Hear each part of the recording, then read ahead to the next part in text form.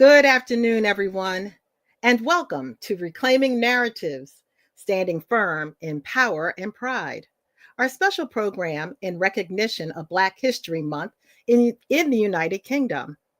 Thank you for joining us as we celebrate and uplift the remarkable contributions of Black individuals and institutions within the British community.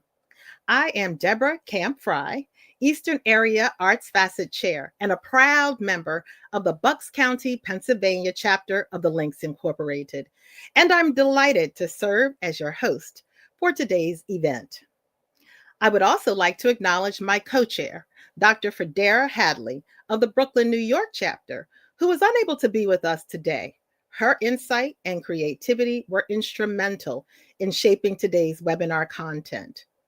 We are thrilled to bring you a virtual tour of the Black History Month exhibit of Misan Harriman's incredible photographic work currently at the Hope 93 Gallery in London. That will be followed by an engaging panel of distinguished guests who will share their extraordinary experiences and perspectives on the significance of Black History Month in the United Kingdom. But before we begin, it is my honor and pleasure to introduce Dr. Lisa Lowry Lomas, Eastern Area Director of the Links Incorporated, who will bring greetings on behalf of the Eastern Area. Dr. Lomas, the floor is yours. Thank you very much, and welcome. Welcome to this transformative event, Reclaiming Our Narrative, Standing Firm in Power and Pride.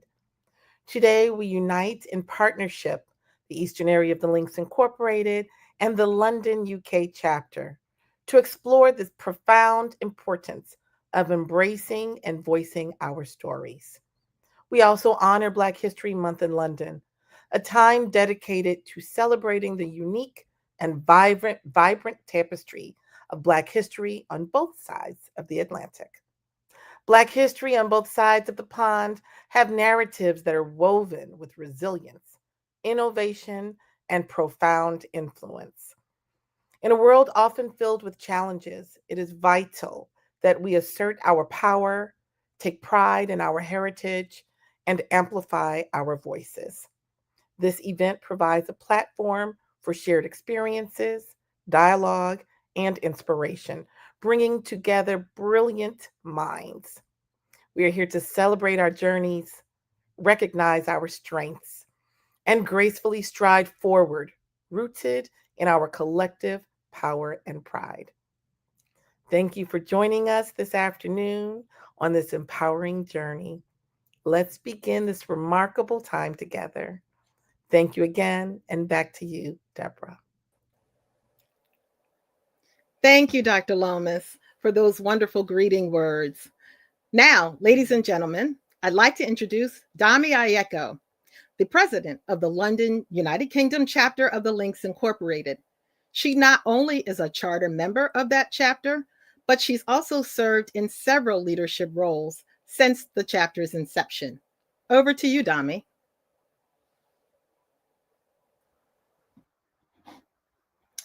Thank you for the introduction, Deborah. Good afternoon and good evening, ladies and gentlemen. My name is Dami Ayeko, and I am the president of the London, UK chapter of the Links Incorporated. On behalf of our distinguished members, I'd like to wish you all a happy Black History Month. The London, UK chapter was established in 2018 by 28 dynamic women united by a shared vision of sisterhood and service. Since then, our members have contributed thousands of volunteer hours to deliver our Links Expanding Access program, which focuses on empowering young people and women from disadvantaged backgrounds. We are especially proud of our cross-cultural exchange program with Spelman College in Atlanta and Queen Mary University in London, through which 8 students have received fully sponsored study abroad experiences. A cornerstone of our service is a long-standing partnership with Dress for Success Greater London, supported by our annual clothing drive. We also collaborate with organisations such as the Prosper Network and the Amos Bursary, providing mentorship, bursaries, and career preparedness opportunities to the next generation of leaders. Here in the UK, Black History Month was first celebrated in October 1987, coinciding with the 150th anniversary of the abolition of slavery in the Caribbean and the 25th anniversary of the Organization of African Unity. Today, it continues to honor the rich tapestry of the multiple cultures that shape the Black British experience. It is that vibrancy and creativity that inspire our chapter's work and programming throughout the year. One of the core pillars in the arts is the arts, a space where Black stories, voices, and creativity are celebrated and shared. It is now my pleasure to introduce Leilani Sierra. Leilani joined the London UK chapter in 2021. She has served as the chair of the National Trends and Services Facet. She currently serves as the recording secretary and is the chair of our chapter's arts facet. Leilani will introduce our recent arts programming. Over to you, Leilani. Thank you, Dami. Good afternoon and good evening to all of you. As Dami just mentioned, Black History Month in the United Kingdom takes place during the month of October. This year's theme, Standing Firm in Power and Pride, highlights two important ideas: power, which speaks to our ability to influence and create positive change, and pride, which celebrates cultural identity and heritage.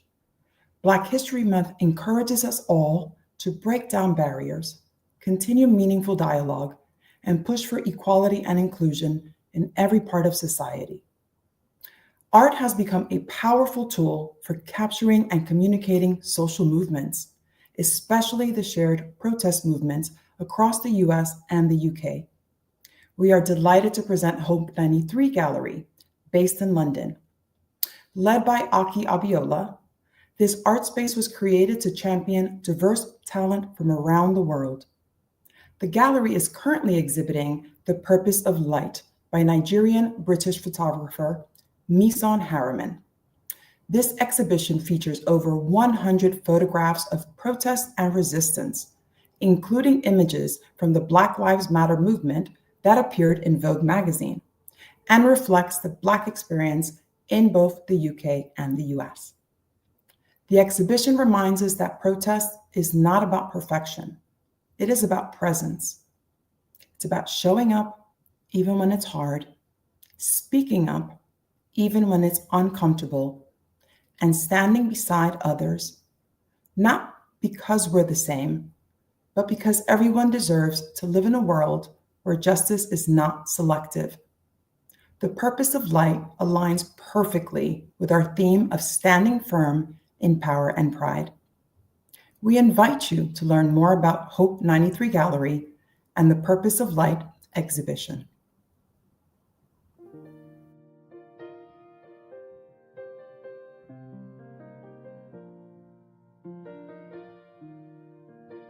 My name is Dami Ayetwa, and I have the honour of serving as the president of the London UK chapter of the Links Incorporated.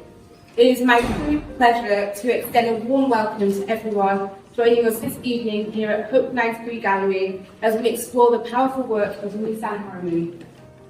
Welcome everyone, my name is Aki Abiola. I know a few faces here, which always makes this a little bit easier. I get so much warmth from people who've been here before because they know what I'm trying to do. But everyone who doesn't know what I'm trying to do, so after a good 20 years in the finance industry, I decided to do something that I wanted to do, which I thought would be very impactful.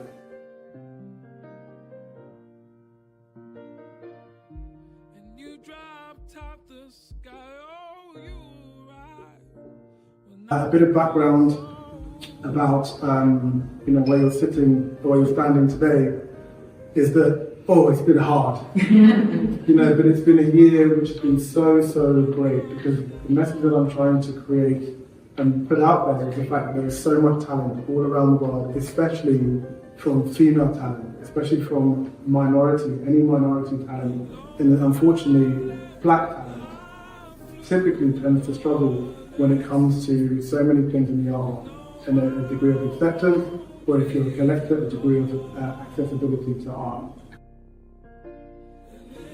This exhibition in particular is very, very close to my heart because of it really, it's a pillar of pretty much everything that I believe in.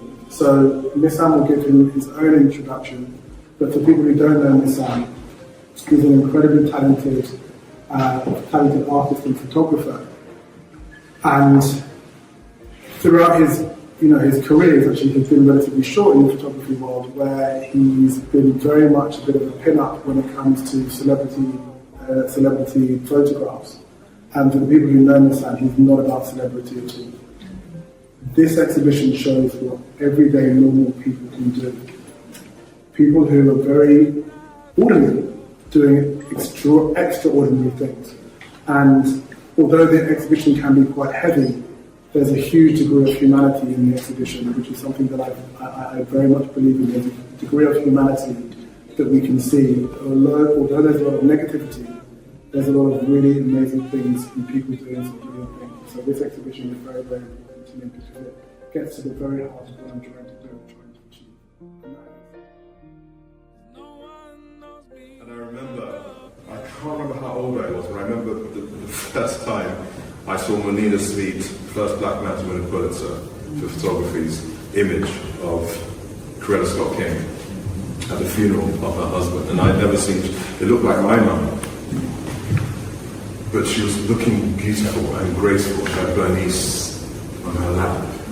And that was the first time I realized that the pictures weren't just birthday snaps and holiday. They could really shine a mirror on the folly of man, for better or worse.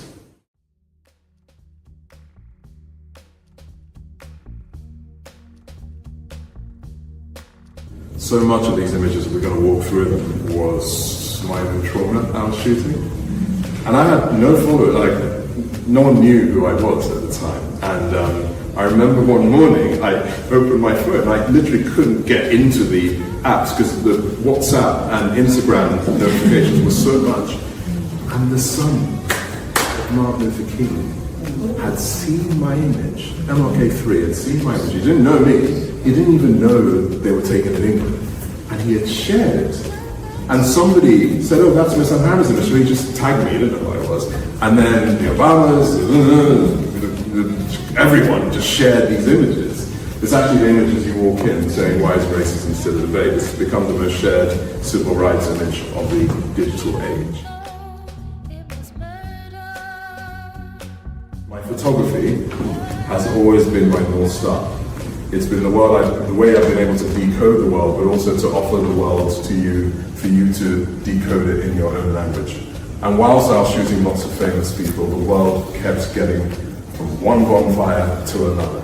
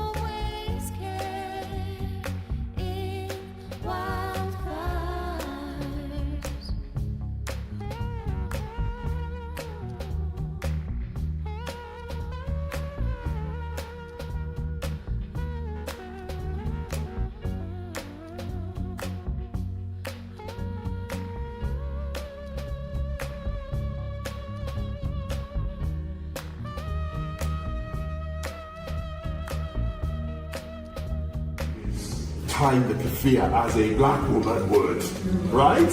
In her own way. And even the sign is not asking a question, it's telling us. You know, and again, it was just, you know, I try to track her down, but sometimes I think there are people that carry something from another place. And if you're lucky, your lens can capture it.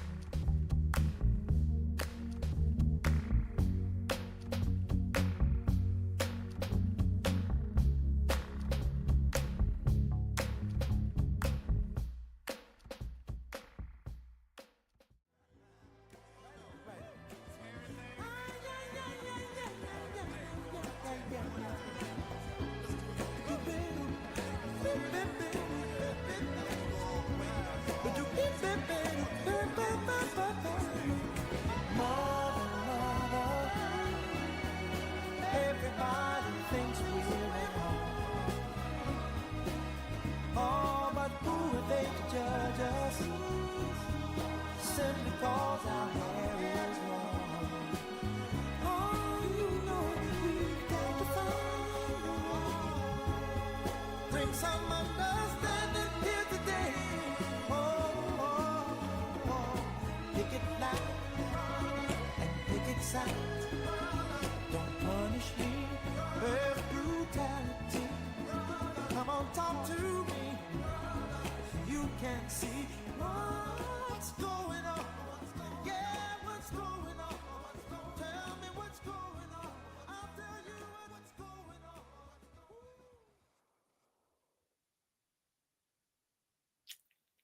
I hope you all enjoy being given a little window into Hope 93 Gallery's The Purpose of Light exhibition. Misan Harriman's powerful photographic work tells a story of resistance and solidarity, one that feels especially timely for all of us around the world today, as the art showcased offers much for us to reflect on. His photographs tell stories that reveal the true moral arc of humanity through all types of people standing together to create positive change. The video was both educational and thought-provoking. Now, we'll transition into our panel discussion, which will be led by our panel moderator for the day, Caprice James, the Eastern Area Chair of International Trends and Services Facet, and a member of the Southern Maryland Chain chapter of the Links Incorporated. Caprice, over to you. Thank you, Deborah. Good afternoon or evening, everyone. I am honored to moderate this discussion with our London, UK chapter of the Links Incorporated to focus on this year's UK Black History theme, Standing Firm in Our Power and Pride. I would like to welcome back to the virtual stage the London, UK chapter president, Dami Ayeko, and would like to introduce Ariel White, who serves as the chair of the fundraising committee and has been a member of the London, UK chapter since 2022. In recognizing and celebrating Black History Month, it is worth noting that Ariel is the first Black lawyer, male or female, in the UK to make partner in her field of UK equity capital markets, and was headlined in the Next 100 Voices series by the Next 100 Years Project, which is the UK's first digital museum dedicated to women leaders in law. She's also included in the 2023 Power List in the City, a list sponsored by JP Morgan, highlighting the top 25 most influential Black executives in tech, financial services, and legal sector in the UK. Congratulations on these accomplishments. Now let's jump into this discussion, and I will start with Dami. So Dami, this year's UK Black History Month theme is Standing Firm in Power and Pride. In what ways has art from the African diaspora helped reclaim our narrative, not just reacting to history, but actively reshaping it? And can you share an example of a work of art or an artist that embodies that power of self-definition? Thank you, Caprice. I will actually answer that question with an example. So as a Nigerian diaspora member, when I think about standing firm in power and pride, I think of Fela Kuti. He was the pioneer of the Afrobeat music genre, which is a blend of Yoruba music with jazz, West African highlife, and funk.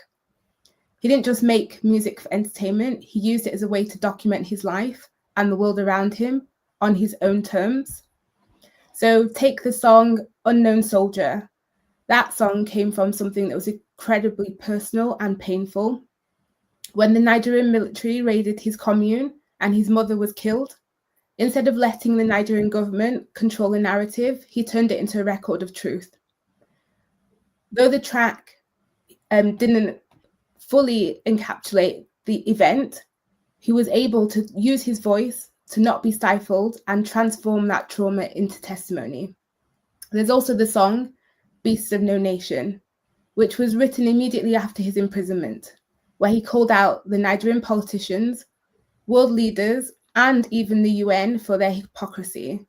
It takes serious courage to do that, especially as an African in the 80s. But Fela was never afraid to speak, and he was never afraid to speak directly to power. So what I love about him is that he built his own sound.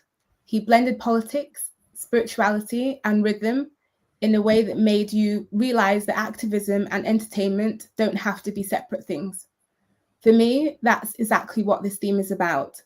Bringing your own voice, unafraid to challenge, and using art not just to react to history, but reshape it. Yeah, thank you, Dami. I think what most people probably don't realize is the Afro beats, if you listen to it, there's so much words, and now it's trending all over the world. So I hope that people understand from what you just talked about, that it's sometimes about power and pride and moving forward. So our music has a way of pushing us forward. Over to Ariel. In the UK, we are seeing a rise in major exhibitions celebrating Black art. While in the US, there are an increasing cases of cultural censorship around race and history. What do you think explains these different environments, and what lessons can the UK learn to protect artistic freedom moving forward? Thank you for that question. It's a really good one, particularly in the times that we're living in at the moment. And I think there's a couple of reasons for the divergence between the UK's flourishing scene of Black art exhibitions. So I'll speak to a little bit of the things as they stand today, but then I'll go back in time a little bit to help us understand how we got here in the UK.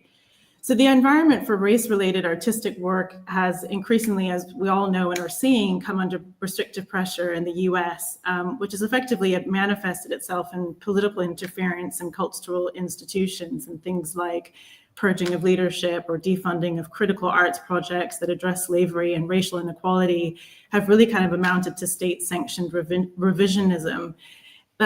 Whereas on the other hand, in the UK, we're seeing a surge in national and local projects celebrating Black creativity and heritage, and African and diasporic art are finally gaining recognition in more mainstream scenes. A really good example of this as well, and beyond the wonderful exhibition that's on at Hope 93 Gallery that we've just all seen about, but is also an exhibition called Nigerian Modernism, which is at the Tate Modern, which is probably one of the most prolific and well-known art institutions in the UK. So Black art is now a more frequent feature of discussion when talking about contributions to our culture and history in Britain, and this has been really important to see. So there's a couple of further reasons for some of the difference. So the US arts ecosystem is very heavily reliant on philanthropy and public-private partnerships, which means federal influence, especially through grant policy, has had an immediate negative impact. Whereas here in the UK, the arts ecosystem is more decentralized, thankfully, and public funding coexists with private galleries and community-led projects. This plurality in funding sources makes the direct interference that we've seen in the US a little bit harder here in the UK. So I think this is something we should all be very mindful about for our own ecosystem here in the UK. But I have to say, the UK ecosystem hasn't always been supportive of Black art and art from the African diaspora. In fact, today's progress is very much a result of many lessons that have been learned, particularly from Britain's colonial past. And we need to understand how we got here. And we've had our own struggles with revisionist and eradication policies in the UK on this front. In fact, colonial Britain profoundly stunted the growth of African art by disrupting its cultural, spiritual, and economic ecosystems while appropriating and reclassifying African art through a Western imperial lens. For example, traditional African art, which is often intertwined with religion, governance, and community, was dismissed as primitive and never really appreciated as fine art in Europe. Colonial rule also interrupted centuries-old traditions such as metal workers, particularly of the Edo and Yoruba peoples, and replaced localized support structures with exploitative trade dynamics and Christian missionary influence. And African art objects were confiscated constantly by British colonial rulers, and they often were misinterpreted as curiosities, and they were displayed in European museums, very much stripped of their cultural and religious context and sacred value, and so very much were underappreciated by the European art ecosystem and in the UK. And of course, as I mentioned, there's been regular, particularly during the reign of the British Empire, regular military looting by British colonial rulers, which impoverished and stymied local creativity. A very good example of this is the story of the Benin bronzes. The Benin bronzes are thousands of intricate, beautiful brass and bronze plaques and sculptures and ceremonial artifacts that date from the 13th century onwards, that were created by Edo artists guilds that were located in what was then the Kingdom of Benin, which is now the southern western part of modern Nigeria. They were commissioned to honor ancestors and record dynastic history and decorate the royal palaces. However, in 1879, after British officials were ambushed near Benin City, the British Empire retaliated by launching what was then called the Punitive Expedition. And thousands of British troops invaded, they burned the city, and critically, they looted over 10,000 artworks from the palaces and shrines. These treasures were shipped back to Britain, and they were sold across Europe and in fact America as well to fund the invasion. For Africans, the loss meant the dismantling of a symbolic archive of royal authority and identity, and is very much part of what needs to be reclaimed as part of our narrative through the expression of art. And to this day, the British Museum still holds the largest collection of Benin bronzes. And despite a restitution movement where museums are starting to return stolen works, Britain remains home to thousands of stolen artifacts of all types, of all artistic format from its former colonies under the British Empire. But in light of that history, what's coming through now is we have exhibitions like 154, for example, which was founded in 2013 by a Moroccan curator. And it was largely founded because there was such a lack of representation of art of African or diasporic expression. And I love the name of it actually, because one, it means Africa, one continent, and 54 comes from the 54 countries in Africa. And it was created to help showcase art galleries that carry African art and support African or art from the diaspora, but also showcase Black-owned galleries, which are few in London, and we certainly need more. So I think in summary, there's a big difference to how the UK treats Black and art at the moment, but it was because we've had a difficult time in our own history. And I hope in the future in the US, what's the difficult and dark times at the moment means that will be a resurgence of art and people who appreciate Black art in particular. Yeah, no, I agree. And we'll come a little bit back to the questions and how we move forward to that. But then that goes to the question for Dami. When governments or institutions try to limit how history or identity is discussed, what is really at stake? What long-term risk does censorship pose to truth, democracy, and future generations? Thank you, Caprice. That is a really good question. So in terms of what is at risk, it comes back to democracy. As someone in a leadership position, and allowing people to have open dialogue is what underpins democracy. People being able to have difficult conversations, face uncomfortable truths, and decide what it means for them. So you'll have seen or you'll have heard from Ariel's answer that there is a lot of conversation about restitution. People want to engage in these discussions. And when someone starts trying to control the narrative, you're not protecting the public, you're not engaging them, but you're also narrowing the scope of conversation and narrowing their ability to engage with things that are there to expand your imagination and your life. So when you limit who gets to speak, you're also implicitly limiting who gets to belong.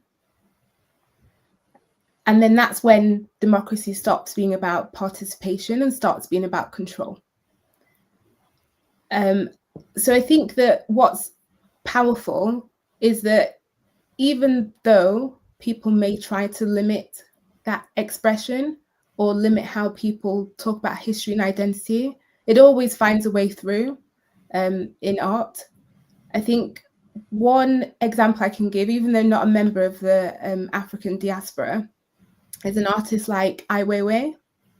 So very recent example, he was detained and censored by the Chinese authorities. But you'll see that he's one of the artists whose sculptures and installations have managed to be exhibited all over the world. So he turned a personal local protest into a global conversation, which is even reflected in what's happening in this conversation. We're talking about what is happening in the art space in the US and learning from what has happened in the UK to be able to bring us in a place where the art is more inclusive. And now with social media, the reach is even greater than it has been historically. So a single image, performance, or sound can move beyond national censorship. So you saw in the video, Misan Harriman mentioned that he woke up and he wasn't able to open his apps because his image had really gone viral. It reached so many people and told the story of the struggle of people during the Black Lives Matter movements. So social media has the ability to connect people, build solidarity, and keep stories alive that would otherwise have been buried. So in a sense, technology has become part of the resistance, even if it can also be used as a tool for suppression. But it's really good that societies that allow artists to challenge and provoke and even make us uncomfortable are the ones that are vibrant and stay self-aware. And I think that art is about expanding the national conversation and not shrinking it. And I think that's what we should focus on for future generations, making sure there's space for them to bring their voice to the table and expand the narrative. Yeah, thank you, Dami.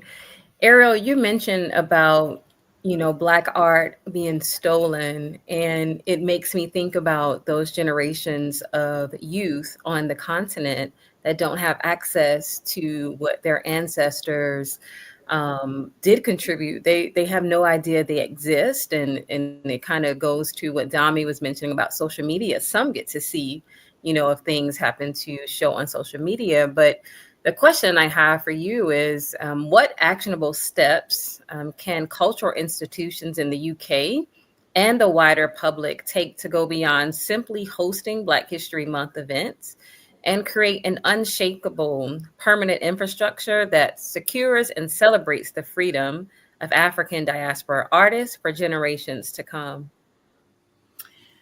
We constantly have this conversation here in the UK about, Black History Month needs to expand and not just be in the month of October. We need to reclaim our narrative, and that narrative needs to exist and be live and nourished and in the forefront all year round.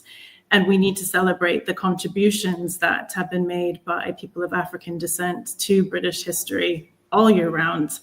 But part of the reason why we have Black History Month, or a dedicated month here in the UK, was because actually a lot of colonial history is not really known very well here in the UK. And so really the dedicated month enables us to make sure that our history is known. It gives us the ability to include more of our culture and history, and as Dami mentioned, expand the narrative.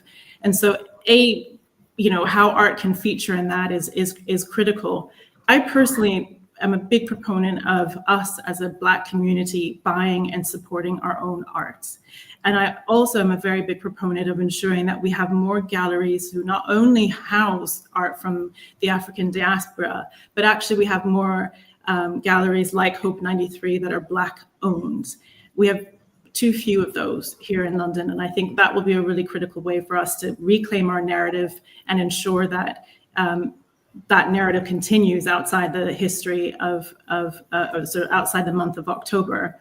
I'm also, as an African American who's made the UK my home for the past 25 years, despite, and still holding on to my American accent, even though I promised my chapter I would try to channel my British one. But I personally would love to see more African American artists be featured by galleries here in the UK. And I think there's a real opportunity for both our countries to collaborate and support African American artists and their global reach, and supporting that ecosystem as well. So there's a demand for that art here, and I'd love to see more collectors support American-based Black artists as well. With that, you're talking about how we reclaim our narrative. And so let me ask you this: what does that actually mean to you personally? But then also, how do we include these artists and leaders in the African diaspora? What responsibility comes with telling and owning their own stories? What would that look like for them? Because that's probably a question people see it and they're like, well, how do we engage? How do they insert themselves into this space? So what it means to me personally, I mean, this actually is quite deep, because I actually have dual heritage. I'm half African American and half Greek. And on both sides of my heritage, art in particular and artistic expression were totally stunted and repressed.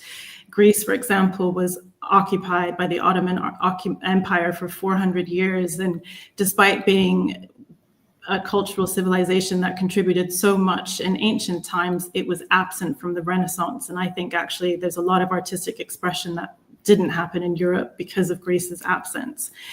I personally think we need to learn our history, particularly here in the UK. We need to learn more about the colonial history, and we need to ensure it's spoken and it's recognized. And we need to appreciate, and part of me in terms of how that artistic expression can come through and how people can support that is by ensuring that art from the diaspora is more appreciated, ensure that artists are given license to be creative and express themselves, and that we recognize instances where in the past that hasn't been the case.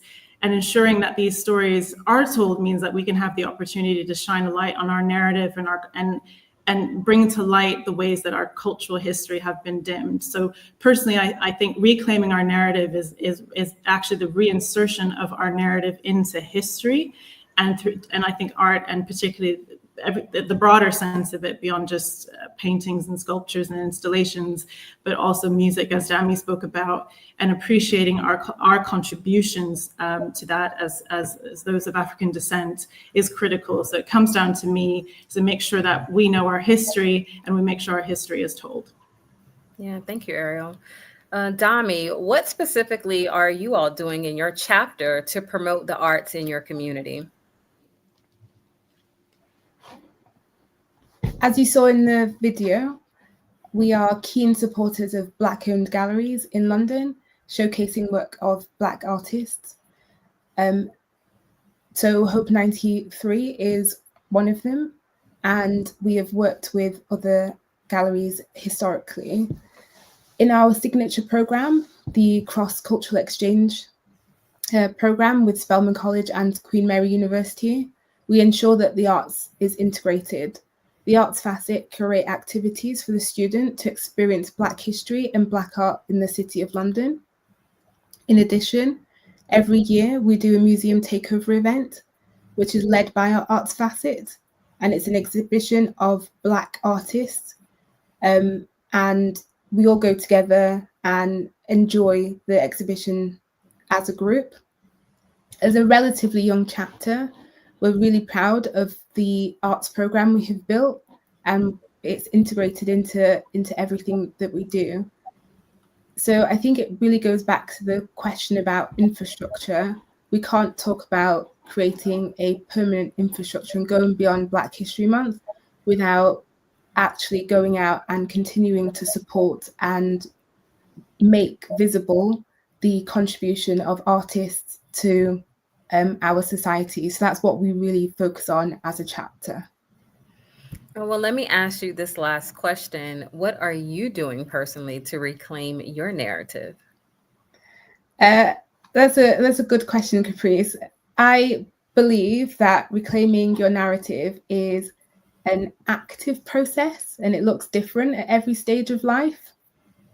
Right now, reclaiming my narrative is not only about my own self-expression and doing it in a way that is unencumbered, but it's also about creating an environment that allows other people to be able to express themselves. This means trying out an activity that I've been putting off for fear of not being immediately good at it, or being a role model and using my voice to help others find their voice. And most importantly, it is not holding on to a particular label too tightly. I think this allows for growth and becoming a person that's living authentically in my own purpose. So that's what it means for me to reclaim your narrative. Thank you, Dami. Well, thank you both to Dami and Ariel for sharing your insight on Black History Month. And what we've gathered from this is we all have to tell our own narrative.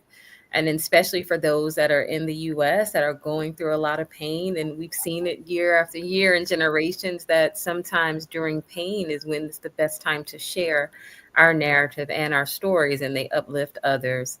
So thank you again both for this insightful panel. And now I'd like to bring back up Deborah.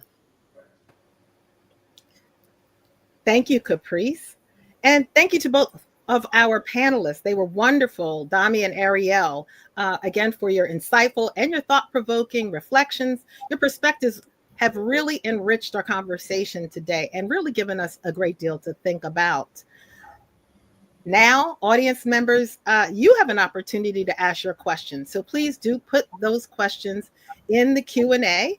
And actually now I will be sharing some questions with you for our panelists.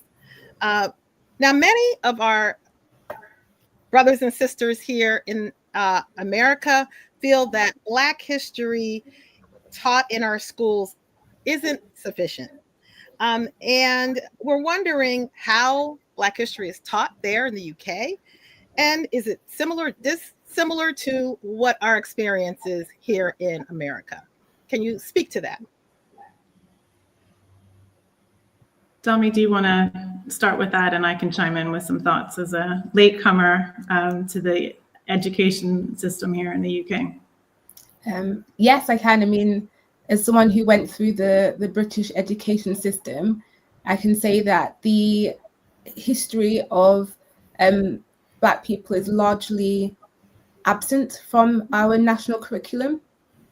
I think we learn more about the kings and queens of England from all time, like the 12th century through to modern times, than we do about the period of colonialism, which is more recent and more impactful in terms of what you see represented in the classrooms, because people in those classrooms have emigrated to the UK largely as a result of the UK's colonial past. What I find quite interesting is that during the history curriculum for particular time in the education system, around 16 years old, people who choose to take history as a subject do learn about the US civil rights movement, but not about the civil rights movement that occurred in the United Kingdom, which is quite an interesting choice, that the British education system does not choose to educate its students about its own history and reckoning of integrating Black people into society. And then I think what is quite interesting is that in the 80s and 90s, in response to that, a lot of Black communities in the UK started what they called Black Saturday schools, which were a Pan-African movement in response to the recognition that their children were not learning about their culture, their heritage. And these were largely community-led initiatives and very much focused on uplifting young Black people, teaching them about all forms of the African diaspora, whether that was African or Caribbean, African American, or any representation of African diaspora. And it's a shame that those haven't continued, because we haven't seen the integration of Black history in the curriculum. But there are a lot of institutions that are trying to work towards rectifying that. So you see lots of local charities working with schools, trying to create programs which educate students. But absolutely more needs to be done in the UK. Thank you. There's certainly a lot for us to learn from your response here. Now, you spoke earlier, of course, we know about Hope 93, and we've heard mention of a few other institutions, but are there any other institutions that really do promote African American, or not just American, but African art and history and culture that are must-sees for tourists there that are visiting the UK? I think this is where Ariel would be stronger than me in answering that, but I do know of a few. So outside of London, one of the other major cities is Manchester. They have 2 galleries, Chuck Gallery and the Whitworth, both championing African and Black British artists.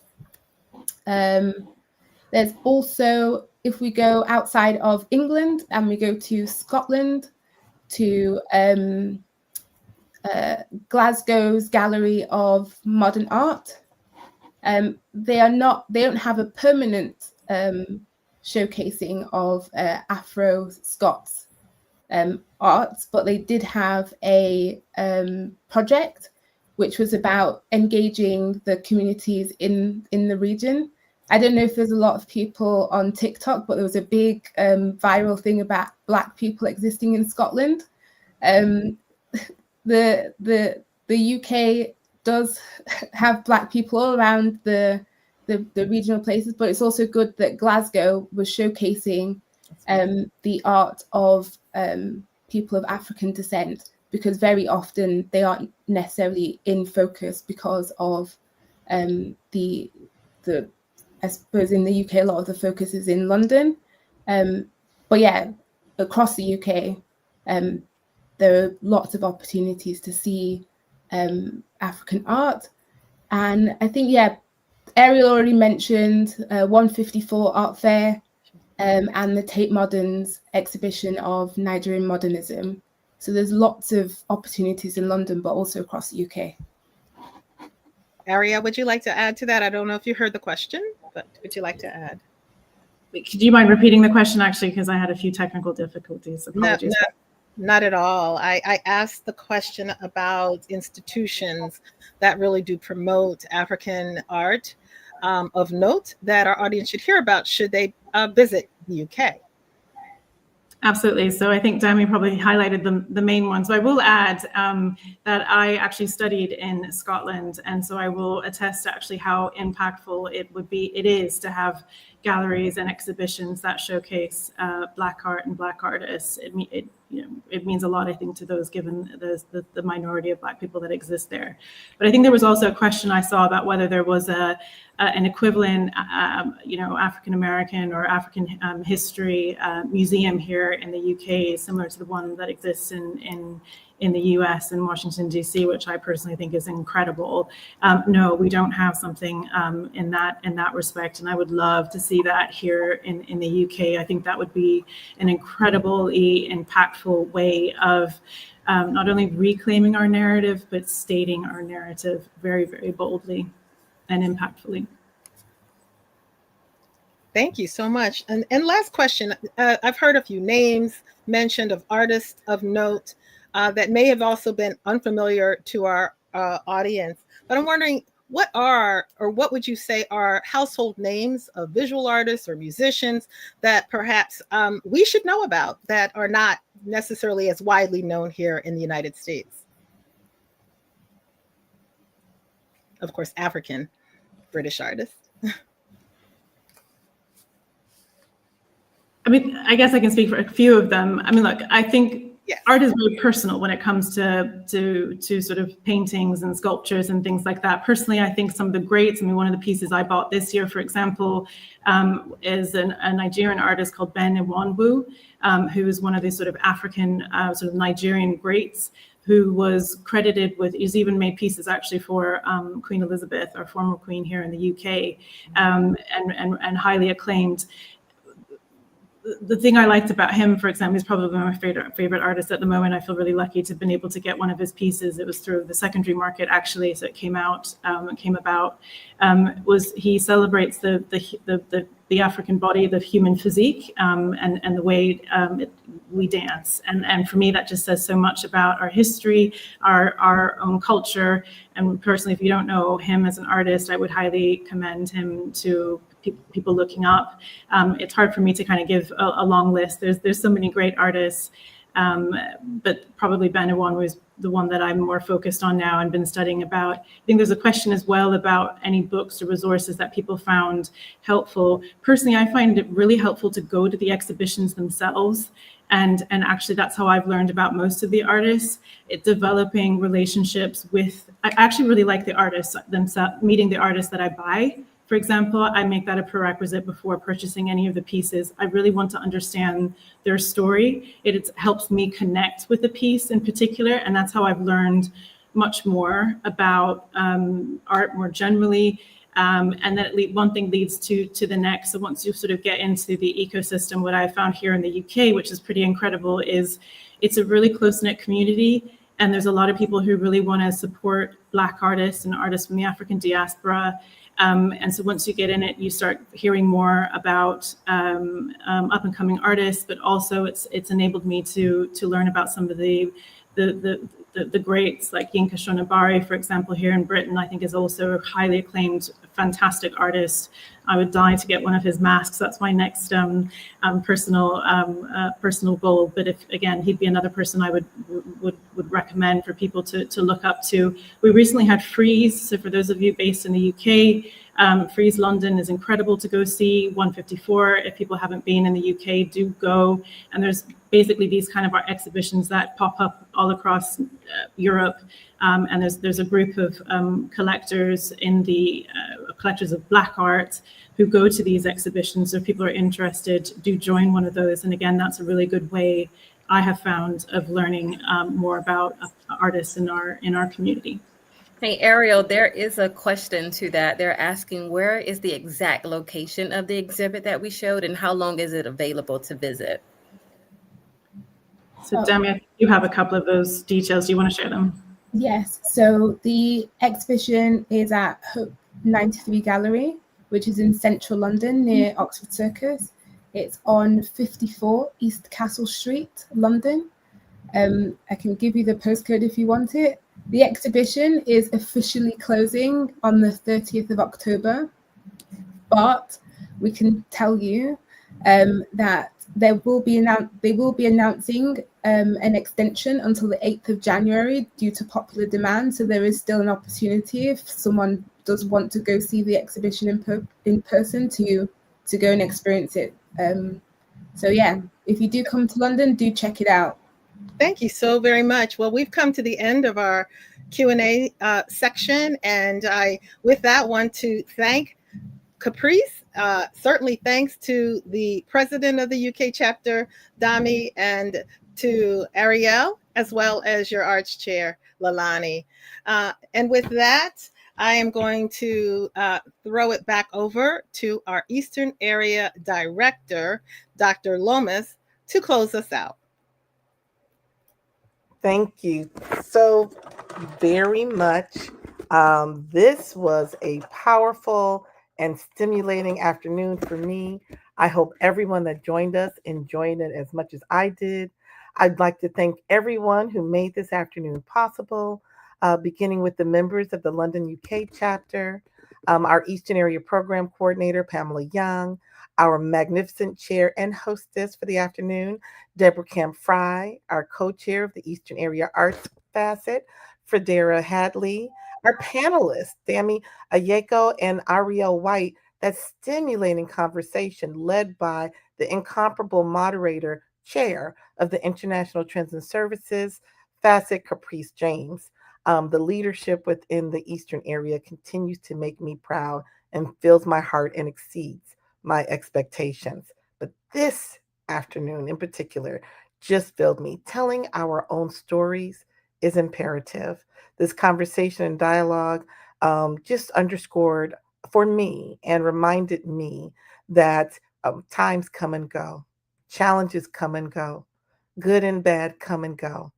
But at the foundation of it all, we are responsible for telling our stories, reminding everyone and ourselves of our history and setting a bar and a standard for the next generation.